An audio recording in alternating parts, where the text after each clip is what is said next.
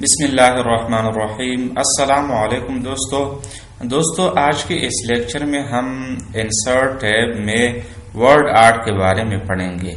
چلو جی، insert tab میں word art کے بارے میں پڑھیں گے کہ ہم ورڈ آرٹ کو کس پرپس کے لیے یوز کرتے ہیں۔ فار ایگزامپل، میں اپنے ورڈ کو مختلف سٹائل دینا چاہتا ہوں تو آپ نے ورڈ آرٹ پہ کلک کرنا ہوگا۔ پہلے آپ جس اپنے ڈاکومنٹ میں جس سینٹینس یا پیراگراف یا ہیڈنگ کو سٹائل دینا چاہتے ہو تو آپ نے پہلے اس کو سلیکٹ کرنا ہوگا۔ سلیکٹ کرنے کے بعد آپ نے پھر انسرٹ ٹیب میں ورڈ آرٹ پہ کلک کرنا ہوگا۔ ورڈ آرٹ پہ کلک کرنے کے بعد آپ اپنے چوائس کے مطابق، اپنے مرضی کے مطابق سٹائل کو سلیکٹ کر سکتے ہیں۔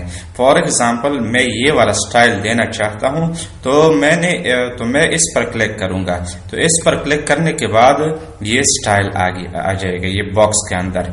اسی طرح جب میں نے سٹائل پہ کلک کیا، ورڈ آرٹ کے سٹائل پہ کلک کیا، تو مائکروسافٹ ورڈ نے مجھے فارمیٹ پہ پہنچا دیا، فارمیٹ ٹیب پہ پہنچا دیا۔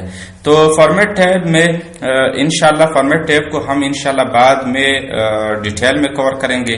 اب صرف ہم ورڈ آرٹ سٹائلز کے بارے میں پڑھیں گے، یعنی اگر میں اس کو مختلف سٹائلز اپنی مرضی کے مطابق دینا چاہتا ہوں تو میں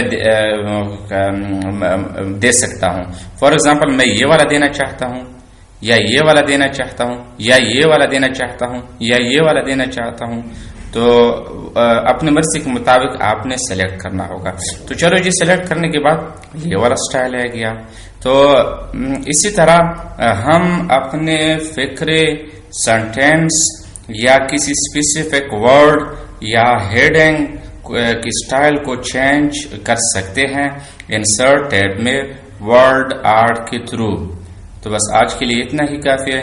اگر آپ لوگوں نے میرے اس چینل کو ابھی تک سبسکرائب نہیں کیا ہے، برائے مہربانی اس چینل کو سبسکرائب کیجیے اور بیل کا آئیکن دبا دیجیے تاکہ ڈیلی اپڈیٹس آپ تک پہنچتی رہے۔ تھینکس، والسلام۔